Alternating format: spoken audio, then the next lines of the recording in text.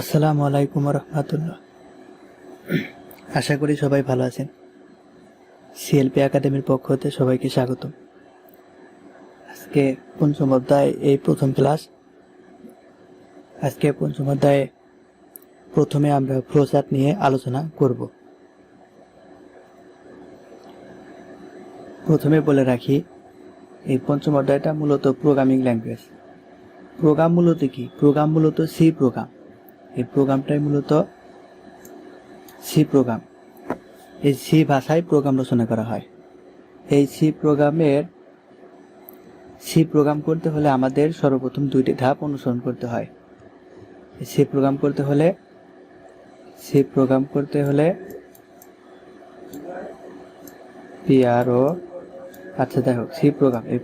হলে দুইটি ধাপ অনুসরণ করতে হয়। একটার নাম হচ্ছে অ্যালগরিদম আর একটা হচ্ছে ফ্লোচার্ট। এটার নাম হচ্ছে এল তে অ্যালগরিদম, এফ তে ফ্লোচার্ট। সংক্ষেপে লিখলাম অ্যালগরিদম আর ফ্লোচার্ট। আসলে আমাদের মূল হচ্ছে প্রোগ্রাম। ওই প্রোগ্রাম লেখার সুবিধার্থে অ্যালগরিদম আর ফ্লোচার্ট করে নিয়ে আসতে হয়। অ্যালগরিদমটা হচ্ছে কি? কোনো প্রোগ্রামকে তথ্যভিত্তিক উপস্থাপন, মানে কথার মাধ্যমে প্রথমে আমরা কি কি কাজ করব ধাপে ধাপে কথার মাধ্যমে উপস্থাপনটাকে বলা হয় অ্যালগরিদম। আর ফ্লোচার্টটা কি? ফ্লোচার্টটা হচ্ছে ওই কথার মাধ্যমে উপস্থাপন এর চিত্রভিত্তিক উপস্থাপন, অর্থাৎ চিত্রের মাধ্যমে দেখা যে কার পরে কি কাজ করব। আর অ্যালগরিদমটা হচ্ছে ধাপে ধাপে দেখানো। তাহলে এই সি প্রোগ্রাম করতে হলে অ্যালগরিদম আর ফ্লোচার্ট অবশ্যই জানতে হবে। অ্যালগরিদম আর ফ্লোচার্ট করার পরে আমরা ওই অনুযায়ী আমরা সি প্রোগ্রাম লিখি। কিন্তু মজার ব্যাপার হলো যে অনেকের কাছে অ্যালগরিদম এবং ফ্লোচার্টের চেয়ে সি প্রোগ্রামই সহজ লাগে। তাই অনেকে আছে ওরা সি প্রোগ্রাম আগে লেখে, তারপরে অ্যালগরিদম ফ্লোচার্ট করে।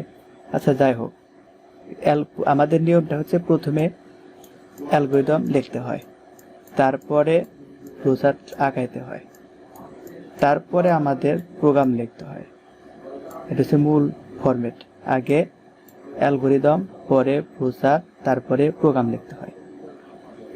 আমরা যদি ফ্লোচার্ট আগেও পারি, তাও অ্যালগরিদমে জায়গা রেখে ফ্লোচার্ট আঁকাবো।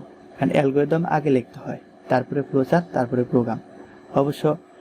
অবশ্য তোমাদের ইন্টারে এইচএসসিতে এতগুলো একসাথে দেওয়া হয় না, কিন্তু যারা হায়ার এডুকেটেডে পড়াশোনা করে তাদেরকে সবগুলো একসাথে দেওয়া হয়, অথবা দুইটা দেওয়া হয়। তখন তারা এরকম ধাপে ধাপে লিখতে হয়। আচ্ছা, যাই হোক, আজকে আমি অ্যালগরিদম না ফ্লোচার্ট নিয়ে আলোচনা করব। দেখা যায় অ্যালগরিদমের চেয়ে ফ্লোচার্টটাই অনেকের কাছে সহজ লাগে, অনেকে ফ্লোচার্টটাই আগে করে। এজন্য আমি ফ্লোচার্টটাই আগে শেখাবো।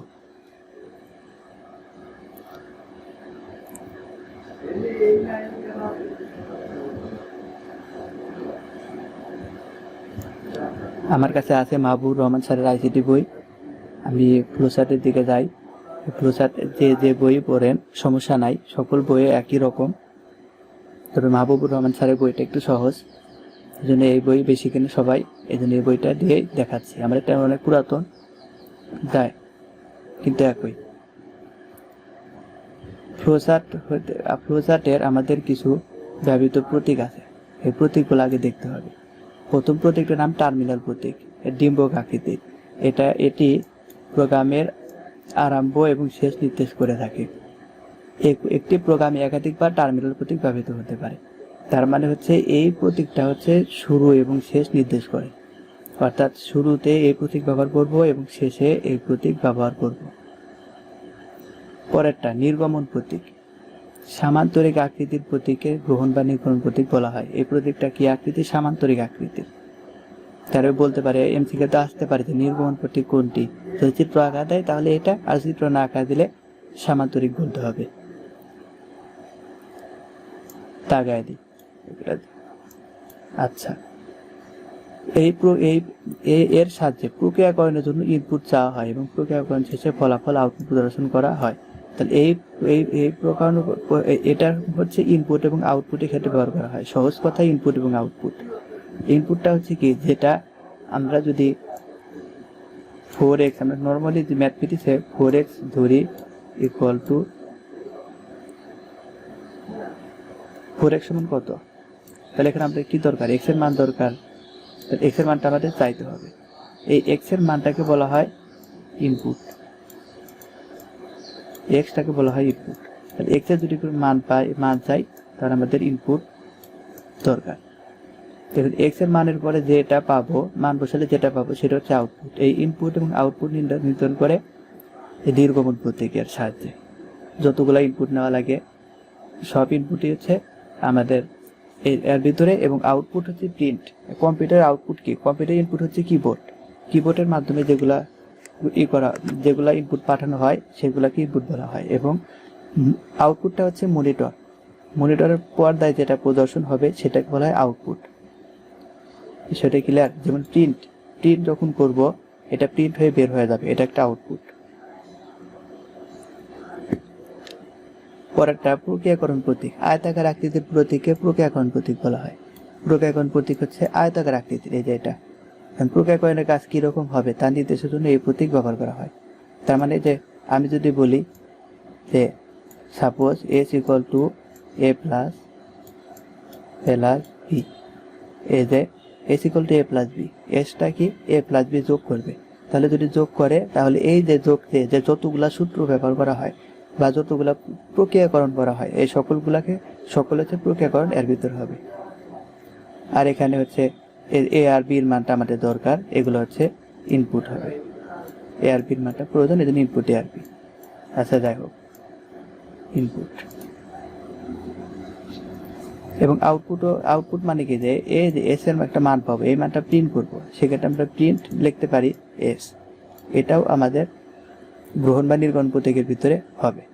কিন্তু যত প্রক্রিয়াকরণ আছে S equal to A plus B, বা এই যে বৃত্তের ক্ষেত্রফল জানি, ধরো বৃত্তের ক্ষেত্রফলকে এরিয়া বা এ ধরলাম পাই আর স্কোয়ার, এটা ক্ষেত্রফল, এটা একটা প্রক্রিয়াকরণ। এই প্রক্রিয়াকরণটা এর ভিতরে আসবে।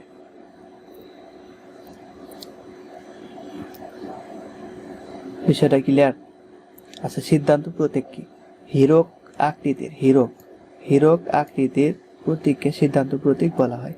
এটি সর্বদা একটি প্রশ্ন করে থাকে যার দুইটি উত্তর, হ্যাঁ বা না। যদি কোনো প্রশ্ন বলা হয়, যে প্রশ্ন করা হয় যে আমি আপনাকে একটা প্রশ্ন করব, উত্তর হবে দুইটা, হ্যাঁ অথবা না। ঠিক আছে? এরকম যদি কোনো প্রশ্ন করা হয় তখন এই সিদ্ধান্ত ব্যবহার করা হয়।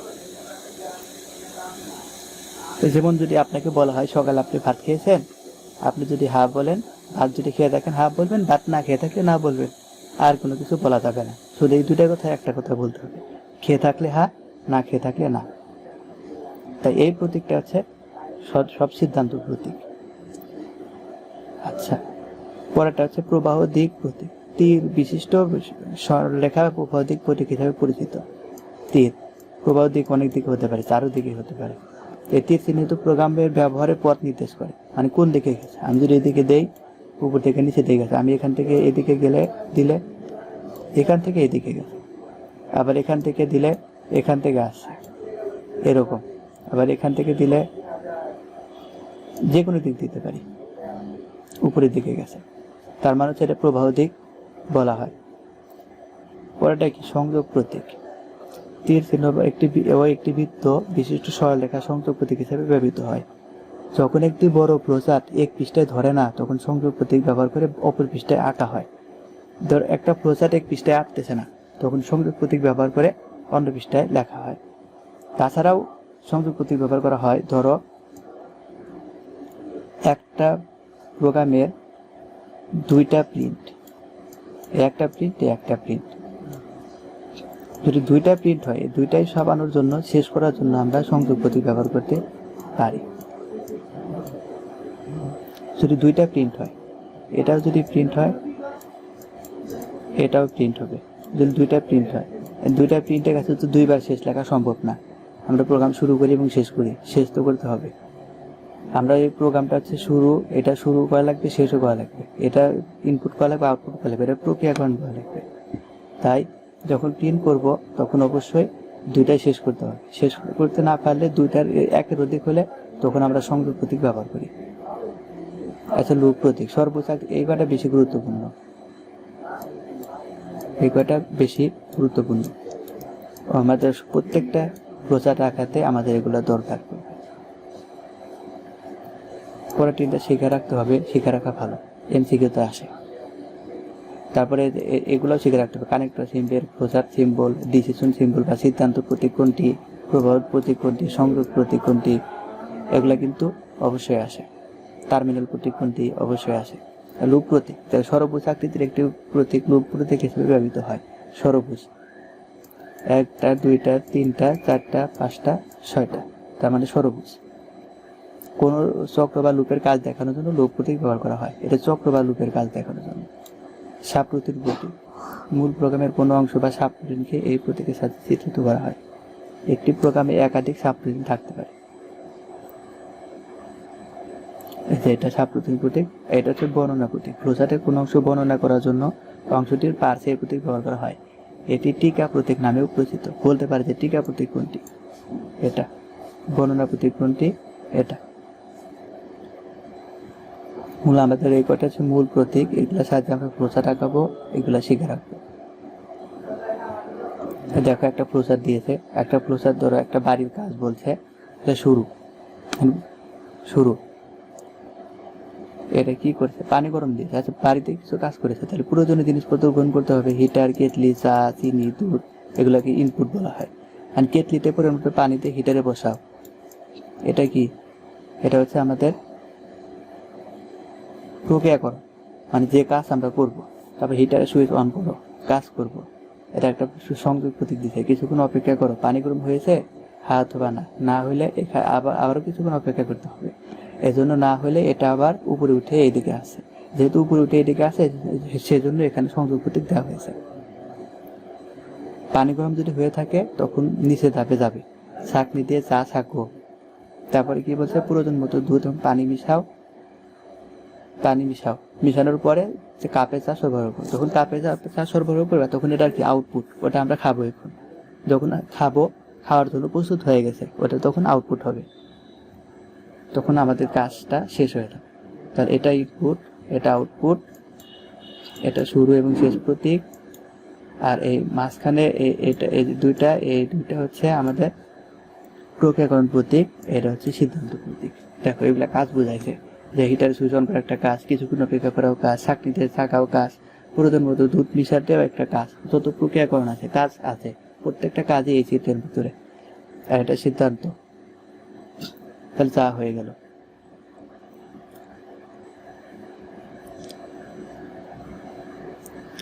এখানে প্রায় সবগুলোই ব্যবহার আছে, আমার এর বাইরে কোনো কিছু ব্যবহার করতে হবে না। এই কয়টা প্রতীক মনে রাখলেই তোমাদের এই চ্যাপ্টারে যতগুলো ফ্লোচার্ট আছে তোমরা অবশ্যই শিখতে পারবে। যেমন একটা উদাহরণ দিয়েছে, 5টি সংখ্যা যোগ করে অ্যালগরিদম ও ফ্লোচার্ট লেখো। 5টি সংখ্যা যোগ করে, অ্যালগরিদম বাদ দাও, আমরা ফ্লোচার্ট শিখবো। 5টি সংখ্যা যোগ করতে হলে আগে কি করতে হবে, স্টার্ট, শুরু করতে হবে। যদি এখানে 5টি সংখ্যা কি আমাদের দেওয়া আছে, দেওয়া নাই। যদি কোনো সংখ্যা যদি দেওয়া না থাকে তাহলে ওটা আমরা ইনপুট আকারে ধরবো। এজন্য রিড অথবা আমরা দিতে পারি ইনপুট। রিড মানে পড়া, আর ইনপুট মানে ইনপুট গ্রহণ করা, দুইটা একই বোঝায় প্রায়। আচ্ছা, রিড অথবা ইনপুট ABCDE 5টা মান, এই 5টাই আমরা ইনপুট করব। তারপরে এখানে S ইকুয়াল টু, আমরা কি বলছি, যোগ করার, S তে সাম, এই যে সাম SUM, এই সাম মানে হচ্ছে যোগ, এই সামের এসটা ধরছে। সাম হচ্ছে আবার সামেশনের সংক্ষিপ্ত রূপ। আচ্ছা, সাম মানে যোগ, সামেশন মানে যোগ বোঝায়, যোগফল বোঝায়। ঠিক আছে, A plus B plus C plus D plus E। তাহলে এই যে মানগুলো নেওয়া হয়েছে ওই মানগুলো কি করবে, যোগ করবে। যোগ করার পর কি করবে, প্রিন্ট S, মানে এই সামটা ছাপাবো। এটা কি ছাপাবো তখন এটা কম্পিউটারের আউটপুট চলে যাবে। এটা কম্পিউটারের মনিটর, এটা কিবোর্ড।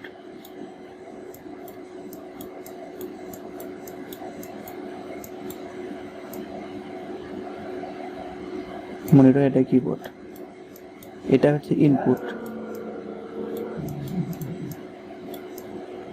এটা হচ্ছে আউটপুট। আচ্ছা দেখো, আউটপুট। এই রিডটা হচ্ছে আমরা যখন দিচ্ছি এটা তখন ইনপুট মানে কি, কিবোর্ড থেকে এবিসিডি অক্ষরগুলো চাপতে হবে। চাপার পরে এস ইকুয়াল টু এটার ভিতরে, এই কম্পিউটারের ভিতরে এটা মনিটর, কম্পিউটারের আর একটা ডিভাইস থাকে, এটাকে বলা হয় সিপিইউ, সেন্ট্রাল প্রসেসিং ইউনিট। সিপিইউর পুনরূপ সেন্ট্রাল প্রসেসিং ইউনিট। যত রকমের গাণিতিক হিসাব নিকাশ বা যত কিছু করে এই অংশ, যেটাকে আর এটা হচ্ছে, আচ্ছা আমরা দেখাই দিচ্ছি, বাস্তবে দেখাই, সার্চ দিয়ে দেখাই।